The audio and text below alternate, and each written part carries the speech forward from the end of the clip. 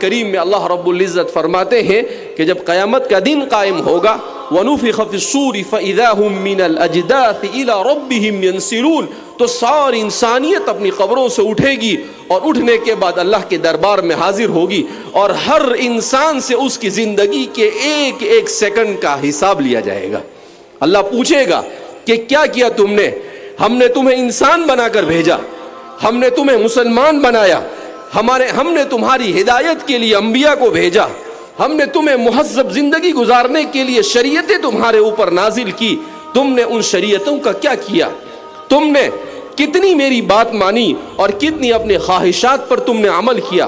تم نے کتنا علم حاصل کیا اور کتنے علم حاصل کرنے کے بعد اس پر عمل کیا، اور کتنا تم نے اللہ کا اور اللہ کی مخلوق کا حق ادا کیا؟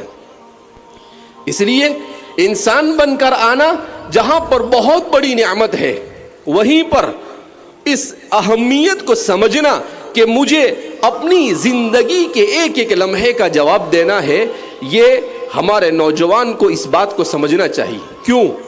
اس لیے کہ اس وقت کا سب سے بڑا فتنہ وہ ہے انسان اپنے وقت کو موبائل پر بیکار چیزوں میں استعمال کر رہا ہے۔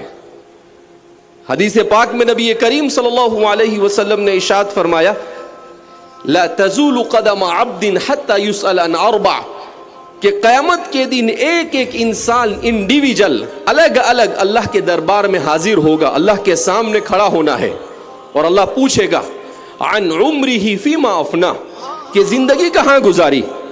زندگی موبائل میں گزاری، زندگی گانے سن کر گزار دی، زندگی فلموں کو دیکھ کر گزاری، زندگی سیریلیں دیکھ کر گزاری، زندگی سوشل میڈیا پر گزار دی، زندگی تم نے اپنے آپ کو صرف مزین کرنے میں اپنی زندگی کو خرچ کر دیا۔ تمہیں اس لیے دنیا میں بھیجا گیا تھا کہ تم چوراہوں پر موبائل لے کر بیٹھے رہو، تمہیں اس لیے اس دنیا میں بھیجا تھا کہ تم موبائل کے اندر میں گیم کھیلتے رہو، تمہیں اس لیے اس دنیا کے اندر بھیجا تھا کہ تم بد اخلاقی اور بدکرداری کا شکار ہو جاؤ، تمہیں اس لیے اس دنیا میں بھیجا گیا تھا کہ تم لوگوں کو تکلیف پہنچاتے پھرو۔ یہ سارے سوالات اللہ پوچھے گا عن عمرہ فیما افنا، زندگی کہاں گزاری؟ کیا جواب دیں گے اللہ کے سامنے؟ ہمارے پاس کوئی جواب نہیں ہوگا۔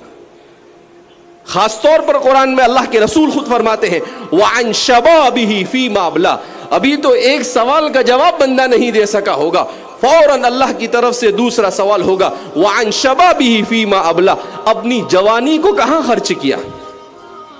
کہا جوانی دندنانے کے لیے ہم نے تمہیں دی تھی، جوانی اس لیے دی تھی کہ تم ٹیپ ٹاپ کے ساتھ گھومتے رہو، اذان ہو اور تمہارے سر پر جو نہ رہیں گے، جوانی اس لیے ہم نے تمہیں دی تھی فجر کی اذان ہو اور تم بستر پر سوتے پڑے رہو، جوانی اس لیے ہم نے تمہیں دی تھی کہ ظہر کی اذان دیتا رہے اور تم اپنی دکان کو چھوڑنے کے لیے، تم اپنے آفس کو چھوڑنے کے لیے تیار نہ ہو، عصر کی اذان ہوتے رہے اور تم میدان میں کرکٹ کھیلتے رہو، مغرب کی اذان ہوتے رہے اور تم گپ شپ میں مبتلا رہو، عشاء کی اذان ہوتی رہے اور تم لوگوں کی غیبتوں میں مبتلا رہو۔ اللہ پوچھیں گے وعن عمرہ فیما ابلا، کہاں گزاری زندگی؟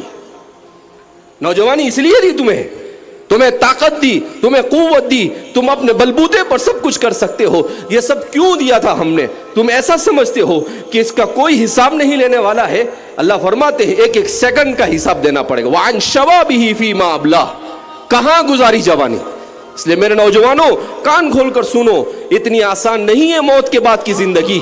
موت کے بعد کی زندگی، اگر اس زندگی کو لاؤبالی پن کے ساتھ گزارا، اس زندگی میں اگر اپنے آپ کو انسان نہیں بنایا، اپنے اخلاق اور کردار کو نہیں سدھارا، اپنے آپ کو علم سے آراستہ نہیں کیا، اپنے والدین کے حقوق کو ادا نہیں کیا، اپنے پڑوسیوں کے حقوق کو ادا نہیں کیا، اور اپنے بھائی بہنوں کے حقوق کو ادا نہیں کیا، مسلمانوں کے حقوق کو ادا نہیں کیا، اللہ کی مخلوق کے حقوق کو ادا نہیں کیا، اللہ کے حقوق کو ادا نہیں کیا، کل قیامت کے دن اللہ کے سامنے ہم منہ بتانے کے قابل نہیں ہوں۔